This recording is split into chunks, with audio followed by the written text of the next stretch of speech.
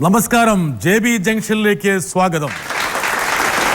3.5 പതിറ്റാണ്ട് കാലമായി ഭക്തിഗാനങ്ങളിലൂടെയും ഒരുപിടി ഹിറ്റ് ഗാനങ്ങളിലൂടെയും മലയാളിയുടെ സംഗീത ലോകത്തെ സാന്ദ്രമാക്കുന്ന ഒരു ശുഭ്രവസ്ത്രധാരി മറ്റാരുമല്ല, മാർക്കോസിനെ നമുക്ക് JB ജംഗ്ഷനിലേക്ക് സ്വാഗതം ചെയ്യാം.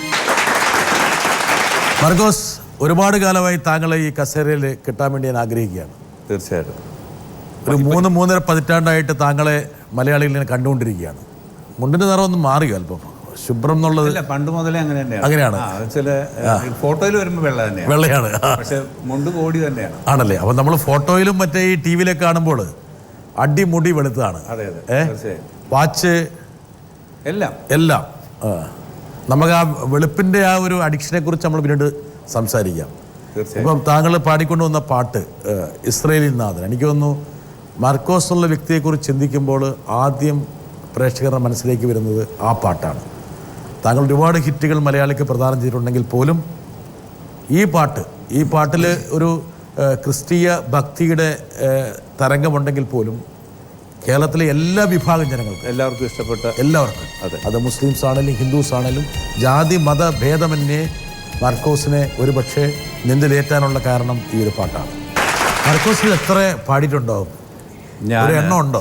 ശരിക്കും പറഞ്ഞാൽ 1979 കാലഘട്ടത്തിൽ രംഗത്ത് വന്നു. റെക്കോർഡിങ്ങിന് 81 മുതൽ പാടാൻ തുടങ്ങി.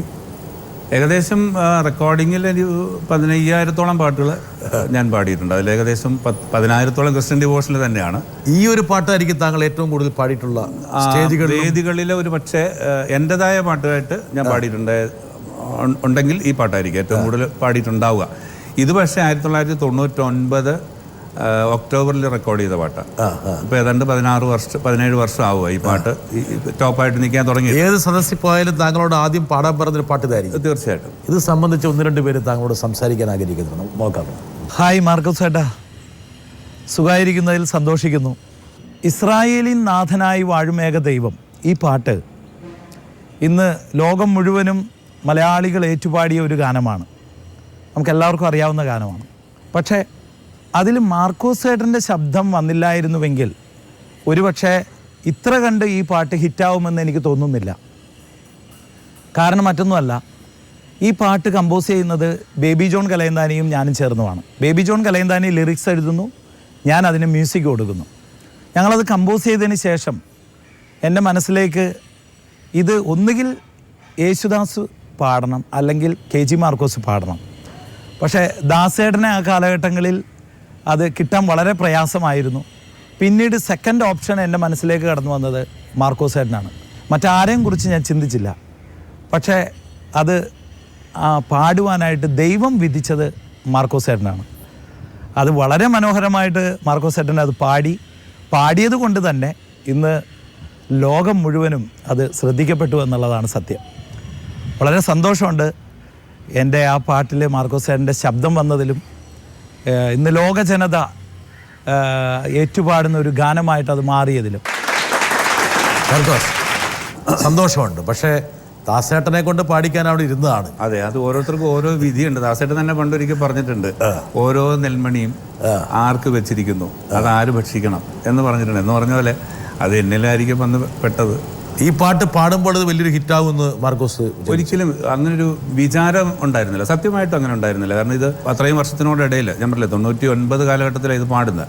അപ്പോൾ 81 മുതൽ അല്ലെങ്കിൽ 82 മുതൽ 99 വരെയുള്ള ആ ഒരു കാലഘട്ടത്തിൽ പല പാട്ടുകളും പാടിയിട്ടുണ്ട്. വലിയ നല്ല ഹിറ്റുകളും ഉണ്ടായിരുന്നു. തീർച്ചയായിട്ടും. പീറ്ററിൻ്റെ തന്നെ തുടക്കം ഒരുപക്ഷെ ഞാനാണ് ആദ്യത്തെ പാട്ട് ഞാൻ പാടുന്നത് 92-ൽ. ജീവിതത്തോണി തുഴഞ്ഞു തുഴഞ്ഞു തളർന്നപ്പോൾ തുണയായി വന്നവനേശു, അങ്ങനെ ഒരു പാട്ടോടുകൂടിയാണ് പീറ്റർ രംഗത്ത് വരുന്നത്. അത് തന്നെ ശ്രദ്ധിക്കപ്പെട്ട പാട്ടായിരുന്നു. അതിനുശേഷം സാഗരങ്ങളെ ശാന്തമാക്കിയോൻ ശക്തനായവൻ കൂടെയുണ്ട്, ഒരുപാട് ജോണി സാഗരികയുടെ ഒരു വർക്കായിരുന്നു. അത് ഒരുപാട് ശ്രദ്ധിക്കപ്പെട്ട പാട്ടാണ്. അതുപോലെ ആകാശം മാറും ഭൂതലവും മാറും ആദ്യം മുതൽക്കേ മാറാതുള്ളത് നിൻവചനം മാത്രം. അത് ഒരു കാലഘട്ടത്തിൽ വളരെ ശ്രദ്ധിക്കും. 10,000-ഓളം അല്ല 10,000 എത്ര പാടി? ഏകദേശം 10,000-ഓളം ക്രിസ്ത്യൻ ഡിവോഷണൽ, 10,000-ഓളം ക്രിസ്ത്യൻ ഡിവോഷണൽ, ഒരു 4,500-ഓളം മാപ്പിളപ്പാട്ട് പാടിയിട്ടുണ്ട്. ഒരു അതിൽ കൂട്ടത്തിൽ കുറവ് പാടിയിട്ടുള്ളത് ഹിന്ദു ഡിവോഷണലാണ്. ഒരു 2,000 ഉണ്ടാവും.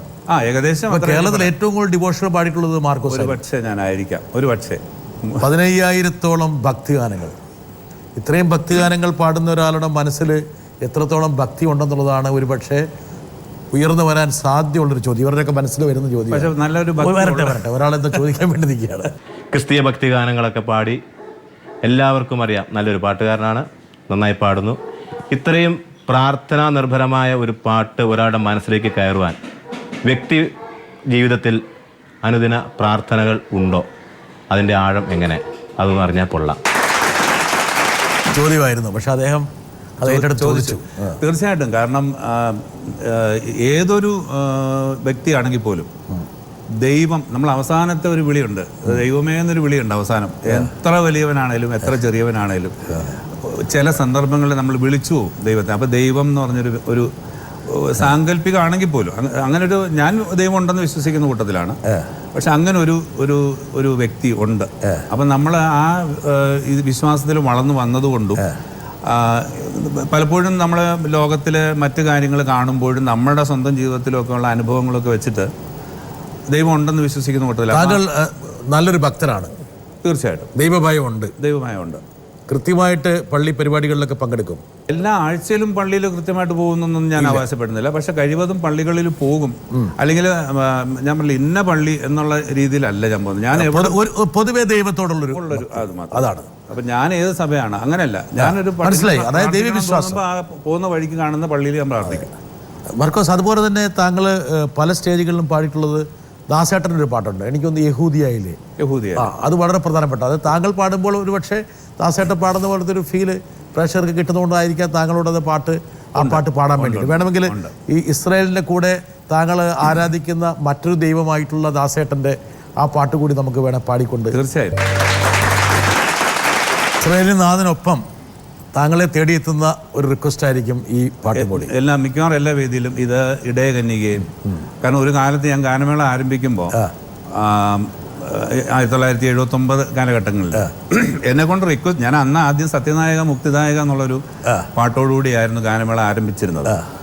പക്ഷെ അതിനുശേഷം പിന്നീട് പല വേദികളിലും ചെല്ലുമ്പോൾ ജനം തന്നെ പറയും, ചേട്ടാ ഇടയകന്യക ഒന്ന് പാടുക ചേട്ടാ. അങ്ങനെ പിന്നെ ഇടയകന്യക കുറേ വർഷങ്ങൾ ഇടയകന്യക പാടി. കാരണം അവരുടെ മനസ്സിൽ, കാരണം നമ്മുടെയൊക്കെ ചെറുപ്പകാലങ്ങളിൽ ദാസേട്ടൻ എന്നുള്ളൊരു ഫിഗറാണ് ഒരു പാട്ടുകാരനെ സംബന്ധിച്ചിടത്തോളം. എന്താണ് ശബ്ദം, അല്ലെങ്കിൽ എന്താണ് സംഗീതം, എങ്ങനെ അത് പാടണം എന്ന് നമ്മളെ പഠിപ്പിച്ച ഒരു വ്യക്തി എന്നെ സംബന്ധിച്ചിടത്തോളം ദാസേട്ടനായിരിക്കും. ദാസേട്ടൻ്റെ ഈ പറഞ്ഞ പോലെ വൈകുന്നേരത്തെ ഈ പാട്ട് മേള തുടങ്ങുന്നത് ഇടയകന്യകയിലാണ്. അപ്പോൾ അത് ആ ഒരു സ്മരണ വെച്ചാണ് താങ്കളോട് ആ പാട്ട് പാടാൻ പറയുന്നത്. തീർച്ചയായിട്ടും. ഇന്നും ഒരു 50 വയസ്സിന് മേലെ ഉള്ളവരുടെയൊക്കെ മനസ്സിൽ ആ ഒരു ഇതാണ് ഗാനമേള എന്ന് പറയുമ്പോൾ. അങ്ങനെയാണ്, ഇടയകന്യാണ്. ഒരു കണക്കുകൂട്ടലുണ്ട് ആളുകൾക്ക്. അതൊരു പാട്ടല്ല, അതൊരു നിയമമാണ്. അതെ, തീർച്ചയായും. അത് എല്ലാവരോടും അങ്ങനെ ആയിരിക്കണമെന്നില്ല. എന്നോട് പറയുമ്പോൾ അങ്ങനെ തന്നെയാണ് പറയാ.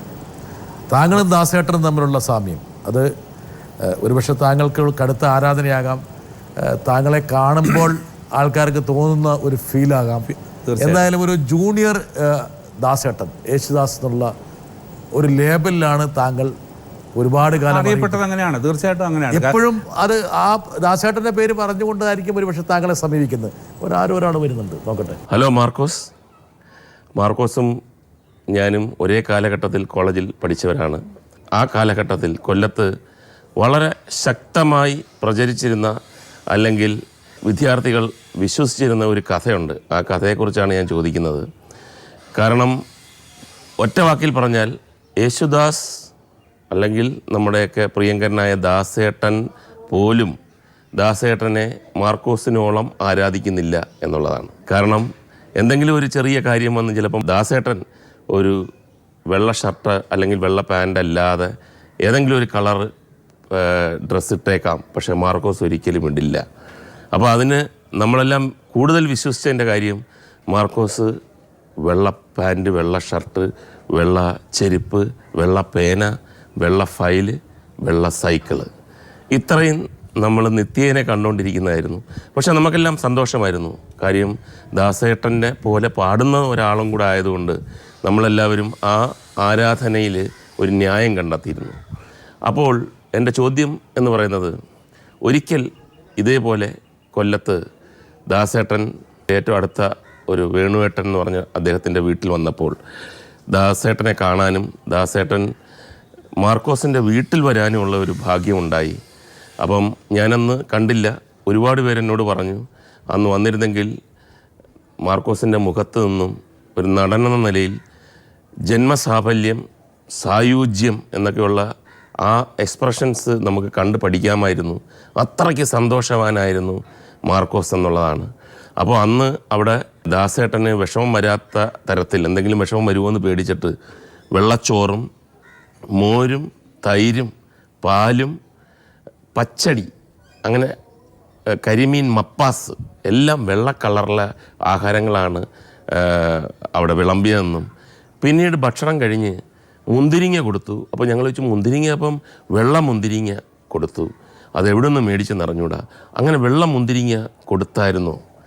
ഞാനിത് കുറച്ച് അതിശയോക്തി കലർന്ന ഒരു ചോദ്യമാണെങ്കിലും എൻ്റെ ചോദ്യത്തിൻ്റെ ആ സാരം എന്ന് പറയുന്നത്, ദാസേട്ടനുള്ള ആരാധന എത്രമാത്രം ഡീപ്പായിരുന്നു ആ കാലഘട്ടത്തിൽ.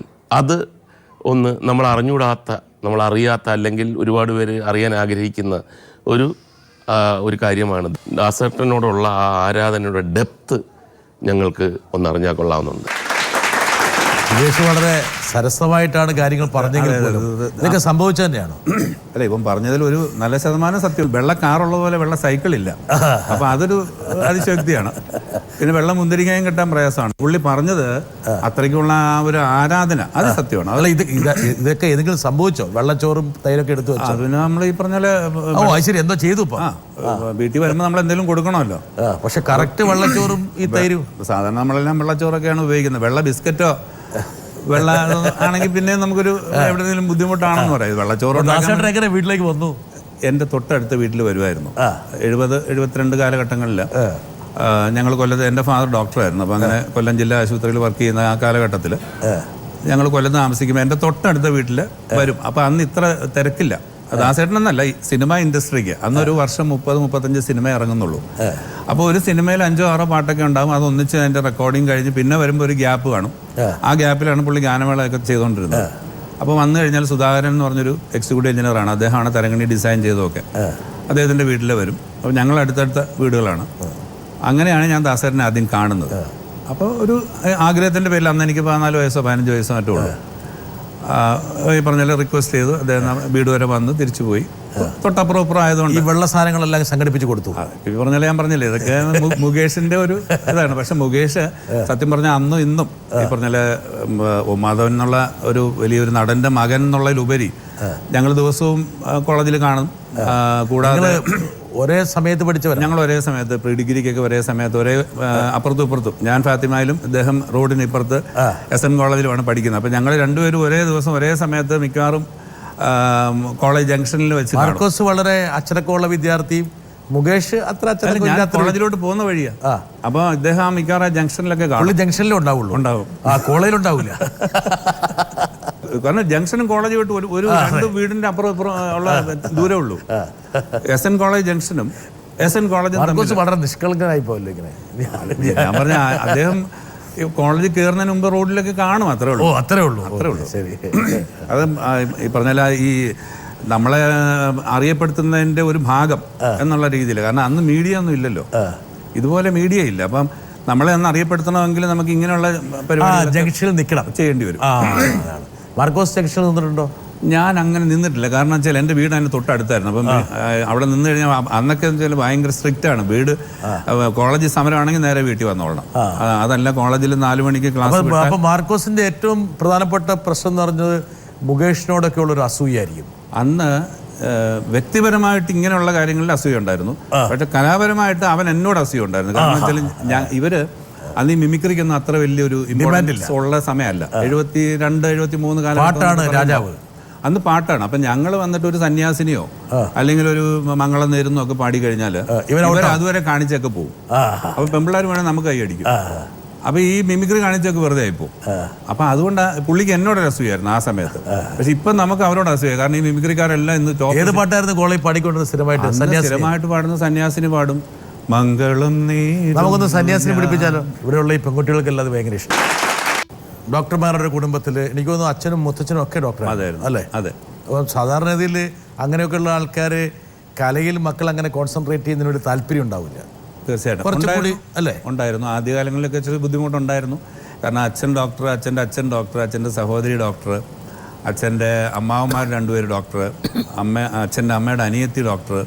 അപ്പോൾ ഒരു 6 ഡോക്ടേഴ്സ് ഞങ്ങളുടെ കുടുംബത്തിലുള്ള ഇമ്മീഡിയറ്റ് റിലേഷൻസ്. അപ്പോൾ ഈ ആദ്യം വന്നത് പാട്ടിന്റെ വൈറസാണോ അതോ ദാസേട്ടന്റെ വൈറസാണോ വന്നത്? പാട്ടിന്റെ വൈറസ് ഒരു 7-8 വയസ്സിൽ തുടങ്ങിയത്. അപ്പോൾ ദാസേട്ടൻ എങ്ങനെയാണ് മനസ്സിലായത്? ദാസേട്ടൻ്റെ ശബ്ദമാണ്, ദാസേട്ടനും സുശീലാമ്മയാണ് എന്നെ 8 വയസ്സിൽ സ്വാധീനിച്ച 2 ശബ്ദങ്ങൾ. അതായത് അച്ഛൻ തിരുവനന്തപുരത്ത് മെഡിക്കൽ കോളേജിൽ വർക്ക് ചെയ്യുമ്പോൾ ഒരാളുടെ പിന്നെ വസ്തുവകകളിലാണ് ഞങ്ങൾ താമസിച്ചിരുന്നത്. അതായത് ഞങ്ങളുടെ വീട്, ഈ ഓണറുടെ വീട്, അദ്ദേഹത്തിൻ്റെ തിയേറ്റർ, അദ്ദേഹത്തിൻ്റെ പമ്പ്, ഇന്നുകൊണ്ടത് പട്ടത്ത് ഒരു കോംപ്ലക്സിലാണ്. സലീം തിയേറ്റർ എന്നായിരുന്നു അന്നത്തെ എൻ്റെ പേര്. അപ്പോൾ ഈ തിയേറ്ററിൽ പ്ലേ ചെയ്യുന്ന പാട്ടുകൾ അന്ന് ഞാൻ പറഞ്ഞില്ലേ 7-8 വയസ്സേ ഉള്ളൂ. അപ്പോൾ കായംകുളം കൊച്ചുണ്ണിയിലെ പാട്ടുകൾ, ശകുന്തളയിലെ പാട്ടുകൾ, ഇങ്ങനെ അവിടെ പ്ലേ ചെയ്യുന്ന സിനിമയുടെ എല്ലാം പാട്ടുകൾ ഉച്ചയ്ക്ക് 6 മണിക്കും 8 മണി 9 മണിക്കുള്ള സിനിമ ഷോ തുടങ്ങുന്നതിന് മുമ്പ് 2 കോളാമ്പി വെച്ചിട്ട് പാടിക്കണം. അപ്പോൾ ഇതൊക്കെ ദാസേട്ടൻ്റെ ശബ്ദമാണെന്ന് എങ്ങനെ മനസ്സിലായി? അന്ന് യേശുദാസ് എന്നുള്ള വ്യക്തിയെ അറിയത്തില്ലെങ്കിലും ഇഷ്ടമുള്ള പാട്ടുകൾ എടുത്ത് പാടുന്ന കൂട്ടത്തിൽ ഒരു 80-90% പാട്ടുകൾ അദ്ദേഹത്തിന്റെ പാട്ടുകൾ തന്നെയായിരുന്നു. ദാസേട്ടന്റെ രൂപം ആദ്യം മനസ്സിൽ വന്നു. പിന്നെ സിനിമ മാഗസീനിൽ കൂടെയാണ് ആദ്യമായിട്ട് കാണുന്നത്. ഒരാളെന്താ ചോദിക്കാൻ വേണ്ടി? മലയാളികളുടെ തികച്ചും അഹങ്കാരമായ, അഭിമാനമായ, ഈ യുഗത്തിൻ്റെ പ്രതിഭാസമായ പത്മശ്രീ ഡോക്ടർ KJ യേശുദാസ് എന്ന ഗാനഗന്ധർവൻ കഴിഞ്ഞ് മലയാളികൾക്ക് ഘനമുള്ള ഒരു പുരുഷ ശബ്ദം കേൾക്കാൻ ഭാഗ്യം ലഭിച്ചത് മർക്കോസിൽ നിന്നാണ്. യേശുദാസിനെ നല്ല രീതിയിൽ ഫോളോ ചെയ്യുന്ന ഒരു സിംഗറാണ് KG മർക്കോസ്. അദ്ദേഹം അനുകരണം എന്നത് കലയിൽ എവിടെയും ഉള്ളതാണ്. അനുകരണമില്ലാതെ കലയില്ല. അതായത് എന്ത് കലയാണെങ്കിലും, സംഗീതമാണെങ്കിലും അഭിനയമാണെങ്കിലും എന്തിനും ഒരു റോൾ മോഡൽ എല്ലാവരുടെയും ഉള്ളിൽ കാണും. അതൊരു സത്യമാണ്. എനിക്ക് ഈ അവസരത്തിൽ മാർക്കോസിനോട് ചോദിക്കാനുള്ളത്, ഇത്രയും നാളത്തെ സംഗീത ജീവിതത്തിൽ തിരിഞ്ഞു നോക്കുമ്പോൾ എന്തെങ്കിലും വളരെ വേദനിപ്പിക്കുന്ന അനുഭവങ്ങൾ ഉണ്ടായിട്ടുണ്ടോ? യഥാർത്ഥത്തിൽ മാർക്കോസിന് ഒരുപാട് കൈപ്പേറിയ അനുഭവങ്ങൾ ഉണ്ടാവും അല്ലേ? തീർച്ചയായിട്ടും. എല്ലാ ഇതിലും നമുക്ക് ജീവിതത്തിലെ വേദനകളായിരിക്കും ഒരു നല്ല ശതമാനം. നല്ല അനുഭവങ്ങൾ എന്ന് പറയുന്നത് ജീവിതത്തിൽ കുറവായിരിക്കും. പക്ഷെ നമ്മൾ ഓർക്കുന്ന എപ്പോഴും നല്ല അനുഭവങ്ങളായിരിക്കും. കാരണം എന്തെങ്കിലും നമുക്ക് മുമ്പോട്ടുള്ളൊരു യാത്രയിൽ ഒരു എന്താ പറയുക, ഒരു ഗതി, സുഗമമായ ഒരു ഗതി ഉണ്ടാവുള്ളൂ. കാരണം പഴയത് ഓർത്ത് നമ്മൾ വിഷമിച്ചിരുന്നാൽ പ്രയാസമാണ് ജീവിതം മുമ്പോട്ട് കൊണ്ടുപോകാൻ. പക്ഷേ എന്നെ സംബന്ധിച്ചിടത്തോളം എനിക്ക് ഒരുപാട് ദുഃഖകരമായിട്ടുള്ള കാര്യങ്ങളൊക്കെ ഉണ്ടായിട്ടുണ്ട്. അതൊക്കെ സത്യമാണ്. അത് എല്ലാവർക്കും ഉണ്ടായിട്ടുണ്ട്, എനിക്ക് മാത്രമല്ല, ഒരുവിധപ്പെട്ടവർക്കെല്ലാം ഉണ്ടായിട്ടുണ്ട്. ഇന്നും ഈ വയസ്സ് 58ആയി. 58 എന്ന് പറയില്ല മാർക്കോസ്. ആണോ? ഞങ്ങളൊക്കെ ഇപ്പം അല്ല, മുകേഷ് നിത്യനായകനാ. അപ്പം മുകേഷിനാണോ മാർക്കോസിനാണോ വയസ്സ് കൂടുതൽ? ഏതാണ്ട് സെയിം ആയിരിക്കും. അല്ലെ എന്നെക്കാൾ 1-2 മാസ വ്യത്യാസം കാണുള്ളൂ. അത്രേ ഉള്ളൂ. പക്ഷെ മുകേഷ് 50 പറഞ്ഞ് നടക്കണേ. ഇപ്പം ഏതൊക്കെയാലും ആദ്യമായിട്ടാണ് മുകേഷിന്റെ വയസ്സ് മാർക്കോസ്. എന്നാൽ സുരേഷ് ഗോപിയുണ്ട്, ഞാനും സുരേഷും ഒക്കെ ഒന്നിച്ച് പഠിച്ച, ഞങ്ങൾ ഒരു കോളേജിൽ പഠിച്ച. അപ്പോൾ 3 പേരുടെ വയസ്സ് 58ആയി. എന്തായാലും 58ന്റെ ബ്രാക്കറ്റിലാണ് മുകേഷും സുരേഷ് ഗോപി. തീർച്ചയായും ആണല്ലോ, അതിന് മാറ്റമില്ല. മാറ്റമില്ല. നാളെ മാർക്കോസ് മാറ്റി പറഞ്ഞില്ല. ഞാൻ മാറ്റി പറയത്തില്ല. കാരണം എനിക്കത്ര ആയല്ലോ, അപ്പൊ പിന്നെ ഞാൻ പറഞ്ഞിട്ട് കാര്യമില്ലല്ലോ. അദ്ദേഹത്തിന്റെ ചോദ്യത്തിലേക്ക് നമുക്ക് വരാം. പക്ഷെ അതിന് മുമ്പ് എനിക്ക് ഒരു പക്ഷേ സംഗീതത്തിലേക്കുള്ള താങ്കളുടെ വരവ് ഇത് പാരമ്പര്യമായി കിട്ടിയിട്ടുള്ളൊരു സിദ്ധിയാണോ? പാരമ്പര്യമാകണം. കാരണം വെച്ചാൽ എൻ്റെ ഫാദറിൻ്റെ അമ്മ അത്യാവശ്യം വീട്ടിൽ പാടുമായിരുന്നു, പള്ളിയിൽ കൊയറിൽ പാടുമായിരുന്നു. അതായത് അന്ന് ബ്രിട്ടീഷ് ഭരണകാലമാണ്. അപ്പോൾ എൻ്റെ ഗ്രാൻഡ് മദർ ജീവിച്ചിരുന്നെങ്കിൽ ഒരു 130 വയസ്സൊക്കെ കണ്ടേനെ. അപ്പോൾ ആ ഒരു ഭരണകാലത്ത് ആദ്യകാലങ്ങളിൽ ഇവിടെ ഉണ്ടായത് ഈ പ്രൊട്ടസ്റ്റൻ്റ് CSI പോലുള്ള ചർച്ച് ഇതാണ് ഉണ്ടായിട്ടുള്ളത്. അപ്പോൾ അതിലെ ഒരു മെമ്പറായിരുന്നു. അപ്പോൾ കൊയറിൽ, പള്ളി കൊയറിൽ. അപ്പോൾ അത്യാവശ്യം പാടുകയൊക്കെ ചെയ്യുമായിരുന്നു. അപ്പോൾ ആ ഒരു ഇത് മക്കളെ പഠിപ്പിക്കാൻ ശ്രമിച്ചിരുന്നു. എൻ്റെ ഫാദറിൻ്റെ ഒരു സിസ്റ്ററുണ്ട്, എൽഡർ സിസ്റ്റർ, പുള്ളിക്കാരി ഡോക്ടറാണ്. സംഗീതം കുറേ പഠിച്ചിരുന്നു. അത് പിൽക്കാലത്താണ് മനസ്സിലായത്. കാരണം വീട്ടിലെ പഴയ, എൻ്റെ ഫാദർ ഒറ്റ മോനാണ്. അപ്പോൾ വീട്ടിലെ വർഷങ്ങളായിട്ട് അടച്ചിട്ടിരുന്ന കുറേ അലമാരകളൊക്കെ തപ്പിയപ്പോൾ അതിൽ നിന്നൊരു 2-3 ബുക്ക് എനിക്ക് കിട്ടി. അപ്പോൾ അതെല്ലാം ശാസ്ത്രീയ സംഗീതമാണ്. സരളി വരിച്ചകൾ, ചെണ്ട വരിച്ചകൾ, ഗീതങ്ങൾ, അപ്പം ഞാൻ ചോദിച്ചു ഇത് ആര് പഠിച്ചതാ ഈ പഴയ ബുക്കുകൾ? അന്നേരം പറഞ്ഞു എടാ പെങ്ങൾ പഠിച്ചതാന്ന് പറഞ്ഞു. അപ്പോൾ പെങ്ങൾ പഠിച്ചിരുന്നു എന്നുള്ളതിനൊരു തെളിവായി. അപ്പോൾ താങ്കൾ പഠനം ആരംഭിച്ചോ? അപ്പം ഞാൻ ആ സമയത്ത് പഠിക്കാൻ തുടങ്ങിയിട്ടുള്ളൂ.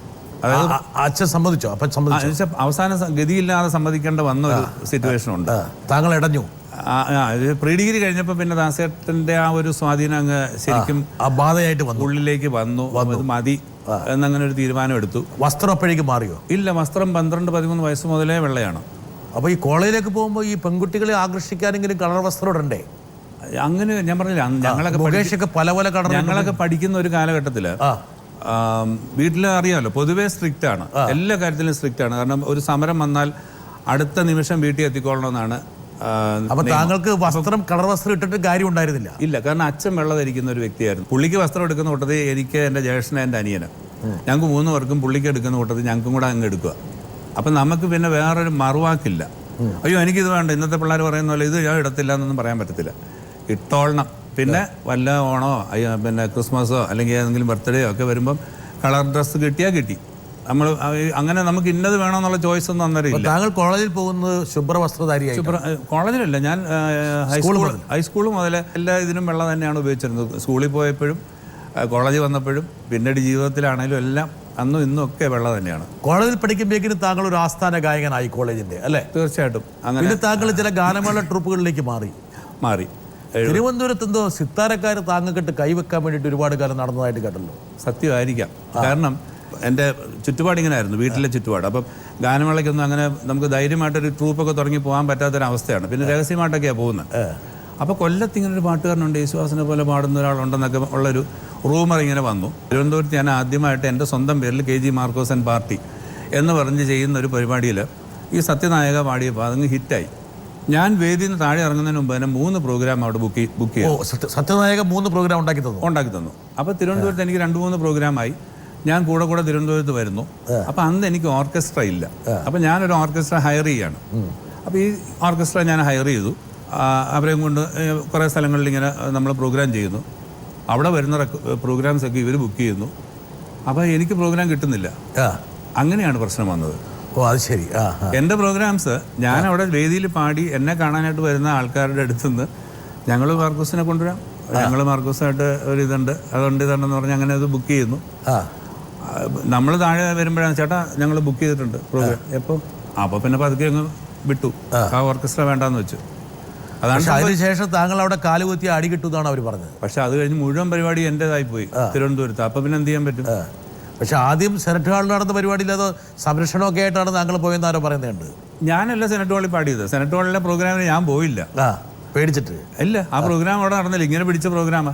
ശരി. എനിക്ക് വന്ന പ്രോഗ്രാം സെനറ്റ് ഹാളിൽ അന്ന് SFIക്കാർ നടത്തിയൊരു പ്രോഗ്രാമാണെന്നാണ് എൻ്റെ ഓർമ്മ. ആ പ്രോഗ്രാമിന് ഞാൻ പോയില്ല. ആരോ പറഞ്ഞു കേട്ട് താങ്കൾക്ക് എന്തോ പ്രൊട്ടക്ഷനായിട്ട് മറ്റേ അജന്ത സൗണ്ട്സിൻ്റെ മാണിക്യം നിങ്ങൾക്കൊരു പ്രൊട്ടക്ഷൻ പ്രദാനം ചെയ്തു. എനിക്ക് മനസ്സിലായില്ല അതെങ്ങനെയാണെന്നുള്ള കാര്യം. താങ്കളെ പിന്നെ തിരുവനന്തപുരത്ത് കയറ്റുന്ന ഈ ഒരു പ്രൊട്ടക്ഷനിലാണെന്ന്. അല്ല, തിരുവനന്തപുരത്ത് അന്നും ഇന്നും ഞാൻ തന്നെയാണ് സൂപ്പർ ഹിറ്റായിട്ട് ഇപ്പോഴും നിൽക്കുന്നത്. പാടിയാൽ താങ്കൾക്ക് പേടിയൊന്നും അങ്ങനെ ഒരു പേടിയൊന്നും ഉണ്ടായിരുന്നില്ല. കാരണം അങ്ങനെ ഒരു വലിയൊരു സംഭവം ഒന്നും ഒരു സ്ഥലത്തും ഉണ്ടായിട്ടില്ല. അതുകൊണ്ട് ഈ അടി പല സ്ഥലത്തുനിന്നും കിട്ടിയിട്ടുണ്ടെന്നുള്ളത് എനിക്കോ ഇന്ന് വരെ അങ്ങനെയുള്ള ഇഷ്യൂസ് ഒന്നും ഉണ്ടായിട്ടില്ല. പിന്നെ പൈസയുടെ പേരില്ല, പലരും പൈസ തരില്ലല്ലോ, അത് വലിയ പറ്റിച്ചു വിടും അല്ലേ അന്നത്തെ കാലത്ത്. ഇന്ന് പിന്നെ നമുക്ക് പൈസ നേരത്തെ അഡ്വാൻസ് വാങ്ങിക്കാം. മറ്റേ അതല്ല, ഒരു 100 രൂപ അഡ്വാൻസ് തന്നിട്ട് ബാക്കി മുഴുവൻ പരിപാടി സ്ഥലത്താണ് തരുന്നത്. അവിടെ ചെല്ലുമ്പം പരിപാടി നമ്മൾ നടത്തി കഴിഞ്ഞാൽ പിന്നെ ഈ ബാഗ് വെച്ച പുള്ളിയെ കാണത്തില്ല. അപ്പം അങ്ങനെയുള്ള അനുഭവങ്ങളൊക്കെ ഒരുപാട് പേർക്കുണ്ടായിട്ടുണ്ട്. വലിയ വലിയ ആൾക്ക്, സാമ്പശിവൻ അല്ലെങ്കിൽ വലിയ വലിയ സിമതിക്കാർക്ക്, ഗാനമേളക്കാർക്ക്, ദാസേട്ടന് പറ്റിയിട്ടുണ്ടല്ലോ. ദാസേട്ടന് പൈസ കൊടുക്കാതെ പോയിട്ടുള്ള എത്രയോ പേരുണ്ട്. അപ്പം ഇതൊക്കെ നമ്മുടെ കലാരംഗത്തുള്ള ആദ്യകാലത്ത് ഇത് ഗുസ്തിയാണ്. ഈ പറഞ്ഞ ഈ ഗാനമേള എന്ന് പറഞ്ഞാൽ ഒരു പകുതി തീർച്ചയായിട്ടും നേരത്തെ, അതായത് ഒരു 80 കാലഘട്ടത്തിലൊക്കെ ഇത് വലിയൊരു ഗുസ്തി തന്നെയാണ്. ഏതെങ്കിലും തരത്തിൽ അല്പം സ്വല്പം സ്വാധീനമുള്ള ആളോ, പൈസ കൊണ്ടോ, രാഷ്ട്രീയം കൊണ്ടോ, അല്ലെങ്കിൽ ഗുണ്ടായുസം കൊണ്ടോ ഒക്കെ അല്പം സ്വല്പം സ്വാധീനമുള്ളവരായിരിക്കും ഇങ്ങനെയുള്ള പരിപാടി നടത്തുന്നത്. അപ്പം അവിടെ ചെന്ന് നമുക്ക് ആളാകാനും പറ്റത്തില്ല. അപ്പം ഈ പാട്ട് പാടിക്കൊണ്ടിരിക്കുമ്പോഴുള്ള മനസ്സിലുള്ള വികാരം ഇത് കഴിഞ്ഞിട്ട് നമുക്ക് കിട്ടിയോ, ചില്ലറ കിട്ടുമോ എന്നുള്ളത് അങ്ങനെ ഉണ്ട്. ചിലപ്പോൾ കിട്ടാതെ പോയാലോ എന്ന് ചിന്തിക്കുന്ന ചില സന്ദർഭങ്ങളും ഉണ്ടായിട്ടുണ്ട്. അപ്പോൾ ചെന്ന് കയറുന്ന ഇവരുടെ മുഖത്തൊക്കെ ഒരു ലക്ഷണം നോക്കും അല്ലേ? പക്ഷെ പലരും നമ്മളോട് അങ്ങനെ, ഞാൻ പറഞ്ഞില്ല, എൻ്റെ ജീവിതത്തിൽ എനിക്ക് ഉണ്ടായിട്ടുണ്ട്. വളരെ അപൂർവം 10,000-3000 മേലെ സ്റ്റേജ് കയറിയിട്ടുണ്ട്. അതിലൊരു 100 സ്റ്റേജിൽ പോലും അങ്ങനെയൊന്നും ഉണ്ടായിട്ടില്ല. മിക്കവാറും ഒക്കെ കറക്റ്റായിട്ട് പോയിട്ടുണ്ട്. പിന്നെ ഉണ്ടായിട്ടുണ്ട്. ഇപ്പോൾ ഈ പറഞ്ഞ വാളകത്തെന്ന് പറയുന്നത് ഇന്നത്തെ വലിയ സിനിമാ ലോകത്തൊക്കെ ഉള്ള ഒരു വലിയൊരു പാർട്ടിയാണ്. ചാരായം കള്ള് ഒക്കെ വിറ്റിരുന്ന ഒരു സംഭവമാണത്. ആൾക്കാരാണ് അവരിന്ന് വലിയ ആൾക്കാരാണ്. അപ്പോൾ എന്താ സംഭവിച്ചത്? അപ്പോൾ ഈ പറഞ്ഞ പോലെ അന്ന് സത്യം പറഞ്ഞ ബാലകൃഷ്ണപിള്ള നമ്മുടെ മന്ത്രി, നിങ്ങളുടെ കൂടെ ഒരു വിൻസെന്റ് തോമസ് ഉണ്ടായിരുന്നു. മൂപ്പർക്കിട്ടാണ് കൂടുതൽ കിട്ടിയത്. ഇല്ല, ആർക്കും അങ്ങനെ അടിയൊന്നും കിട്ടിയതായിട്ട് എനിക്കറിയില്ല. കാരണം ചെറിയൊരു തലോടല് അടിയല്ല. കാരണം വെച്ചാൽ നമ്മൾ അരമണിക്കൂർ അവിടെ താമസിച്ചാണ് ചെല്ലുന്നത്. എന്ന് വെച്ചാൽ നമ്മുടെ ബാലകൃഷ്ണപിള്ള, ഗണേശൻ്റെ അപ്പൻ, അദ്ദേഹം കൊട്ടാരക്കര എന്തോ ഒരു പ്രോഗ്രാം, പെട്ടെന്ന് അദ്ദേഹം പങ്കെടുക്കുന്ന ഒരു പ്രോഗ്രാം. അപ്പോൾ എന്നെ വിളിച്ചു പറഞ്ഞു. അപ്പോൾ അന്ന് ഞങ്ങൾ വളരെ അടുത്ത് പരിചയമുള്ള സമയമാണ്. ഗണേശൻ എപ്പോഴും എന്നെ കാണാനും വിളിക്കാനും ഒക്കെ വരുന്ന ഒരു സമയമുണ്ട്. അപ്പോൾ ഞാൻ അതനുസരിച്ച് ആ പ്രോഗ്രാം ഏറ്റു. അത് ഇവർ രണ്ടും 2 ഗ്രൂപ്പാണ്. ഒന്ന് കോൺഗ്രസും കേരള കോൺഗ്രസും, ഒന്ന് മാർക്സിസ്റ്റ് പാർട്ടിയും. അപ്പോൾ അവർക്കത് ഇഷ്ടപ്പെട്ടില്ല ഈ പ്രോഗ്രാം അതിന് മുമ്പ് എടുത്തത്. അപ്പോൾ ഇതെങ്ങനെയല്ലോ ഒന്ന് കലക്കണം. അപ്പോൾ സൂക്ഷം പോലെ അത് അവിടുന്ന് കറങ്ങി തിരിഞ്ഞ് അവിടെ ചെന്നപ്പോൾ അരമണിക്കൂർ ലേറ്റ് ആയിപ്പോയി. അതേ ഉള്ളു സംഭവം. ആ കാരണം പറഞ്ഞു തുടങ്ങി. ആ കാരണം പറഞ്ഞാണ് പൈസ തരാതെ ഉള്ളൊരു പരിപാടിക്ക് മുമ്പ് പൈസ തരത്തില്ല എന്നുള്ളൊരു ഇതായിരുന്നു സംഭവം. പിന്നെ നമുക്ക് ഈ പറഞ്ഞ പോലെ ചെയ്തു കൊടുക്കേണ്ടി വന്നു. പരിപാടിക്ക് ശേഷം പൈസ തരുവുള്ളൂ. അവിടെ പ്രത്യേകിച്ച് വർത്തമാനം പറഞ്ഞിട്ട് കാര്യമില്ല. അതെ, ഇതൊക്കെ അന്നത്തെ കാലത്തെ ഗാനമേളയുടെ ഭാഗമാണ്. അതെ, തീർച്ചയായും. മാർക്കോസ്, ഈ സിനിമ എന്നുള്ളത് താങ്കളെ എപ്പോഴും ഭ്രമിച്ചിരുന്ന സാധനമാണ്. അതായത് സിനിമയിലേക്ക് പ്രവേശിക്കുക. അത് അന്നത്തെ കാലത്ത് പ്രത്യേകിച്ചു. കാരണം ഇന്നത്തെ പോലെ നമുക്ക് മീഡിയ ഒന്നും ഇല്ലാത്തതുകൊണ്ട് നമ്മളെ ഒന്ന് അറിയപ്പെടുത്തി എടുത്ത് കൊണ്ടുവരണമെങ്കിൽ സിനിമയ്ക്കായിരുന്നു അന്ന് ഏറ്റവും കൂടുതൽ സ്വാധീനം. ഇന്നിപ്പോൾ ആർക്കും സിനിമയിൽ പാടാം എന്നുള്ളൊരു സ്ഥിതിയിലേക്ക് എത്തി. അന്ന് സിനിമയെ പാടി കിട്ടിയ രക്ഷപ്പെട്ടു. അന്ന് സിനിമയിൽ പിന്നണി ഗായകൻ എന്നുള്ള ലേബൽ കിട്ടിയാൽ നമുക്ക് ഗാനമേള കിട്ടും, അല്ലെങ്കിൽ എവിടെയെങ്കിലും ചെന്നാൽ ഒരു പ്രയോറിറ്റി കിട്ടും. അപ്പം പക്ഷെ സിനിമയിലേക്ക് എത്തിപ്പെടണമെങ്കിൽ ഒരുപാട് കടമ്പകളുണ്ട്. എനിക്ക് തൊട്ടു മുമ്പത്തെ ജനറേഷനിലെ ഏറ്റവും സീനിയറായിട്ടുള്ളൊരു സിംഗറാണ് മാർക്കോസ് ചേട്ടൻ. മാത്രമല്ല, നമ്മൾ ഇടയ്ക്കിടയ്ക്ക് ഇവിടെ എറണാകുളത്തുകാരായതുകൊണ്ട് തന്നെ ഇപ്പോൾ ഇടയ്ക്കിടയ്ക്ക് കാണാറുണ്ട്. ഏറ്റവും അധികം നല്ലൊരു സൗഹൃദ ബന്ധം പുലർത്തുന്നൊരു വ്യക്തിയും കൂടിയാണ് മാർക്കോസ് ചേട്ടൻ. 25 വർഷമായിട്ടറിയാം. അതുകൊണ്ട് തന്നെ എനിക്ക് പറയാനുള്ളത്, മാർക്കോസ് ചേട്ടൻ്റെ ഒരു ക്യാരക്ടർ മറ്റ് സിംഗേഴ്സിൽ നിന്ന് മാർക്കോസ് ചേട്ടനെ വ്യത്യസ്തനാക്കുന്നത് മാർക്കോസ് ചേട്ടൻ്റെ നിഷ്കളങ്കമായിട്ടുള്ള മനസ്സും വളരെ ശുദ്ധമായിട്ടുള്ളൊരു മനസ്സാണ് മാർക്കോസ് ചേട്ടൻ്റെ. ഉള്ള കാര്യം ആരുടെ മുഖത്ത് നോക്കിയും പറയാനുള്ള ഒരു ചങ്കൂറ്റവും അതെനിക്ക് തോന്നുന്നു അതാണ് മാർക്കോസ് ചേട്ടൻ മറ്റ് സിംഗേഴ്സിന് വ്യത്യസ്തനാക്കുന്നത്. അത് കീപ്പ് ചെയ്ത് പോകാമെന്നുള്ളത് തന്നെയാണ് എൻ്റെ ഒരു വിനീതമായിട്ടുള്ള അഭിപ്രായം. മാർക്കോസ് ചേട്ടൻ ഒരുപാട് നല്ല ഗാനങ്ങൾ പാടിയിട്ടുണ്ട്. അതിലെനിക്ക് ഏറ്റവും ഇഷ്ടപ്പെട്ട ഗാനം ആദ്യ ഗാനമായ കന്നിപ്പൂ മാനം എന്ന ഗാനം തന്നെയാണ്. എനിക്ക് വേണ്ടി ഒരു 4 വരി പാടിയാൽ നന്നായിരുന്നു. അതാണ് ആദ്യത്തെ ബ്രേക്കല്ലേ? തീർച്ചയായും. ബാലചന്ദ്രമേനോന്റെ എങ്ങനെയത് വന്ന് പെട്ടത്? അത് ഈ പറഞ്ഞല്ലേ, താങ്കൾ ഇവരെങ്ങനെയുള്ള സംവിധായകരുടെ അടുത്ത് ചാൻസ് ചോദിച്ച് പോകും? ഞാൻ ഇന്നുവരെ അങ്ങനെ പോയിട്ടില്ല. മേനൻ എൻ്റെ സീനിയറായിട്ട് കോളേജിൽ പഠിച്ചാണ്, ഫാത്തിമ മാതാ നാഷണൽ കോളേജിൽ. ഞാൻ പ്രീ ഡിഗ്രിക്ക് പഠിക്കുമ്പോൾ അദ്ദേഹം അവിടുന്ന് MA കഴിഞ്ഞ് ഇറങ്ങുന്ന സമയം. അത് കഴിഞ്ഞ് പിന്നെ ട്രിവാൻഡ്രത്ത് ജേർണലിസത്തിന് പോയി. അപ്പോൾ കോളേജിൽ എന്ത് ഫംഗ്ഷൻ ഉണ്ടെങ്കിലും, പ്രത്യേകിച്ചും കലാപരമായിട്ടുള്ള ഫംഗ്ഷൻ ഉള്ളപ്പോൾ മേനനാണ് വന്ന് ഡയറക്റ്റ് ചെയ്യുന്നത്. അപ്പോൾ അങ്ങനെ ഒരു ചെറിയ പരിചയമുണ്ട്. എന്നെക്കാൾ 5-6 ക്ലാസ് മേലെയാണ്. അപ്പോൾ മേനൻ ചേട്ടാന്നാന്നും വിളിക്കുന്നത്. അപ്പോൾ മേനനായിട്ടുള്ള ആ അടുപ്പം വെച്ചിട്ട് അദ്ദേഹത്തെ പോയി കണ്ടതല്ല, എൻ്റെ അമ്മയുടെ അനുജത്തിയെ കോട്ടയത്തെ അന്നത്തെ പ്രമുഖമായ ഒരു സിനിമാ കമ്പനിയിൽ ആണ്, അവരുടെ ആ ഗ്രൂപ്പിലാണ് കല്യാണം കഴിച്ചത്. അതായത് century films, centenary films, central films, Dinny films, ഇതെല്ലാം അവരുടെയാണ്, ആ ഫാമിലിയുടെയാണ്. സെഞ്ചുറി ഫിലിംസ് അന്ന് കത്തി നിൽക്കുന്ന ഒരു ബാനറാണ്. അപ്പം എനിക്ക് അന്ന് ഞാൻ പറഞ്ഞല്ലോ, ജൂനിയർ യേശുദാസ് എന്നുള്ള രീതിയിലും കൊല്ലത്തൊരു നല്ല പാട്ടുകാരനുണ്ട് എന്ന് പറയുന്ന ഒരു കാലഘട്ടം കൂടെ ആയിരുന്നുകൊണ്ട് ഒരുപാട് ഗാനമേളകളുണ്ടായിരുന്നു, സിനിമയിൽ വന്നിട്ടില്ലെങ്കിൽ കൂടി. അങ്ങനെ ഞാൻ കോട്ടയത്ത് BCM കോളേജ് എന്ന് പറഞ്ഞൊരു കോളേജുണ്ട്, അവരുടെ സിൽവർ ജൂബിലി സെലിബ്രേഷൻസിന് ഉച്ചയ്ക്ക് സ്റ്റുഡൻസിനും വൈകുന്നേരം 6 മണിക്ക് പബ്ലിക്കിനും 2 പ്രോഗ്രാം അവിടെ ചെയ്യുക. അപ്പോൾ എൻ്റെ ഈ അമ്മയുടെ അനുജത്തിയും സെഞ്ചുറി കൊച്ചുമോൻ്റെ അമ്മയും അവർ ഒരു ഗ്രൂപ്പ് വന്നു വൈകിട്ടത്തെ പ്രോഗ്രാം കേൾക്കാൻ. അപ്പോൾ അമ്മയുടെ അനിയത്തിയോട് ഞാൻ പല പ്രാവശ്യം പറഞ്ഞിട്ടുണ്ട്, സെഞ്ചുറിക്കാരോട് എങ്ങനെയല്ലോ ഒന്ന് പറഞ്ഞ് നമ്മളൊന്ന് കേട്ടണം. പക്ഷേ അവരൊന്നും പറഞ്ഞാൽ അങ്ങനെ കേൾക്കത്തില്ലല്ലോ. ഭാഗ്യത്തിന് ഏതായാലും ഇവരെല്ലാം കൂടെ അന്ന് ആ പ്രോഗ്രാമിന് വന്നു. പ്രോഗ്രാം കഴിഞ്ഞപ്പോൾ കൊച്ചുവിൻ്റെ അമ്മ എന്നോട് ചോദിച്ചു, മോനെ നിനക്ക് സിനിമയിലൊക്കെ പാടാൻ താല്പര്യമുണ്ടോ? അപ്പം ഞാൻ പറഞ്ഞു, അമ്മച്ചി അതല്ലേ താല്പര്യം, ഒന്ന് കയറി കിട്ടുക എന്നുള്ളതാണ് താല്പര്യം. ഞാൻ നോക്കട്ടെ, ഞാൻ കൊച്ചുമാനോടൊന്ന് പറഞ്ഞു നോക്കട്ടെ എന്ന് പറഞ്ഞ് അങ്ങനെ പോയി. അപ്പോൾ ഇതൊക്കെ എല്ലാവരും പറയുന്നതല്ല, ഒന്ന് വിട്ടു. 1-2 മാസം കഴിഞ്ഞപ്പോൾ എനിക്ക് മദ്രാസിൽ നിന്നൊരു കോള് വരിക. അത്യാവശ്യമായിട്ടും മദ്രാസിൽ വരണം. ഞാൻ ഇതുവരെ അന്നേരം മദ്രാസിൽ പോയിട്ടില്ല. അപ്പോൾ കാര്യം ചോദിച്ചാൽ പറഞ്ഞു സെഞ്ച്വറി ഫിലിംസിൽ നിന്നാണ് നിങ്ങൾ അത്യാവശ്യമായിട്ട് മദ്രാസ് വരെ വരണം. അങ്ങനെ ഞാൻ മദ്രാസിൽ ചെല്ലുന്നു. അപ്പോൾ അമ്മയുടെ വേറൊരു അനുജത്തിയെ മദ്രാസിൽ കല്യാണം കഴിച്ചിട്ടുണ്ട്. ഈ നമ്മുടെ മനോരമ കണ്ടത്തിലാണ്. അപ്പോൾ അവരുടെ വീട്ടിൽ ചെന്നു. പുള്ളിക്കാരി എന്നെ കോടമ്പകത്ത് കൊണ്ടാക്കി. അപ്പോൾ തരങ്ങണി വെച്ചിട്ടാണ്, മദ്രാസ് തരങ്ങണി വെച്ചാൽ അവിടെ ചെന്നു. ജോൺസൺ മാഷിന് പാട്ട് കേട്ടു. എന്നെ കൊണ്ട് 2-3 പാട്ട് പാടിച്ചു. സിനിമയിലല്ലാത്ത കുറച്ച് പാട്ടുകൾ പാടിച്ചു. അദ്ദേഹത്തിന് ഇഷ്ടമായി എന്നുള്ളതാണ് നമുക്ക് മനസ്സിലാക്കാൻ സാധിച്ചത്. തിരിച്ച് നാട്ടിലേക്ക് പോന്നു. അത് കഴിഞ്ഞ് ഈ പറഞ്ഞ പോലെ ഒരു 1-2 ആഴ്ച കഴിഞ്ഞപ്പോൾ തിരുവനന്തപുരം തരങ്ങണിയിൽ റെക്കോർഡിങ് ഫിക്സ് ചെയ്തിരിക്കുന്നു. വന്ന് പാടാൻ പറഞ്ഞു. അങ്ങനെയാണ് പോയി കന്നിപ്പൂമാനം പാടിയത്. അത് വളരെ പ്രധാനപ്പെട്ട ഒരു വഴിത്തിരിവായിരുന്നു. അതൊരു തുടക്കമായിരുന്നു. അതെ. തുടർന്ന് അങ്ങോട്ട് എനിക്ക് 82, 83, 84 വർഷങ്ങളിൽ പടങ്ങൾ കിട്ടി. അപ്പോൾ ഞാൻ ബിജുവിൻ്റെ ആഗ്രഹം സാധിക്കാൻ ഈ പറഞ്ഞ പോലെ ഒരു 95 കാലഘട്ടം മുതൽ ഞാൻ ബിജുവിനെ അറിയും. ആദ്യം അദ്ദേഹം എനിക്ക് കുറച്ച് ട്രാക്കൊക്കെ പാടിയിട്ടുണ്ട്. നല്ലൊരു എന്താ പറയുക, എല്ലാവരുമായിട്ടൊരു ഇത് വെക്കുന്ന കൂട്ടത്തിലാണ്. അപ്പോൾ ഈ പാട്ട് പാടിയിട്ട് നമുക്ക് ബിജുവിനോടുള്ള സ്നേഹം കൂടി പ്രകടിപ്പിക്കാൻ, മാത്രമല്ല മാർക്കോസിൻ്റെ സിനിമാ ജീവിതം ആരംഭിക്കുന്നത്. ഈ ഒരു പാട്ട് ഹിറ്റായതാണ് ഒരുപക്ഷെ മാർക്കോസിനെ മലയാള സിനിമയിൽ ഒരുപാട് ഹിറ്റുകൾ പ്രദാനം ചെയ്യാനുള്ള വഴി നൽകിയത്. നേരത്തെ എന്നോട് ചോദിച്ചു തിക്താനുഭവങ്ങൾ ഉണ്ടായിട്ടുണ്ടോ. ഇവിടെ തന്നെ തിക്താനുഭവങ്ങളായിരുന്നു. കാരണം വെച്ചാൽ ഈ പാട്ട് തട്ടിക്കളയാനായിട്ട് ഒരുപാട് ശ്രമങ്ങൾ പല സ്ഥലത്തു നിന്നുണ്ടായി. അപ്പം മേനേജേട്ടൻ പറഞ്ഞു ഇല്ല, അത് പുള്ളി തന്നെ പാടുന്നത്. ആ സീനിൽ ഞാൻ അഭിനയിക്കുന്നത്. അപ്പം അത് ഞാൻ തന്നെ തീരുമാനിച്ച കാര്യമാണ്. ജോൺസൺ മാഷ് പറഞ്ഞു അത് അവൻ തന്നെ പാടിയാൽ മതി, അവന് ഫിക്സ് ചെയ്ത പാട്ടാണ്, അത് അവൻ തന്നെ പാടിയാൽ മതി എന്ന് പറഞ്ഞു. അങ്ങനെ ഞാൻ പറഞ്ഞത് ഈ ഇതിനകത്ത് ശരിക്കും പറഞ്ഞാൽ ഈ മെയിൻ ആൾക്കാരല്ല, അവരുടെയൊക്കെ ശിങ്കിടികളാണ് ഇവിടെ. പക്ഷേ ഈ മെയിൻ ആൾക്കാരുടെ ശിങ്കിടികൾ എന്ന് പറയുമ്പോൾ മെയിൻ ആൾക്കാരുടെ മനസ്സ് വായിച്ചിട്ടാണല്ലോ അവർ ചെയ്യുക. അല്ല, അത് അവരുടെ മനസ്സ് അറിയണമെന്നില്ല.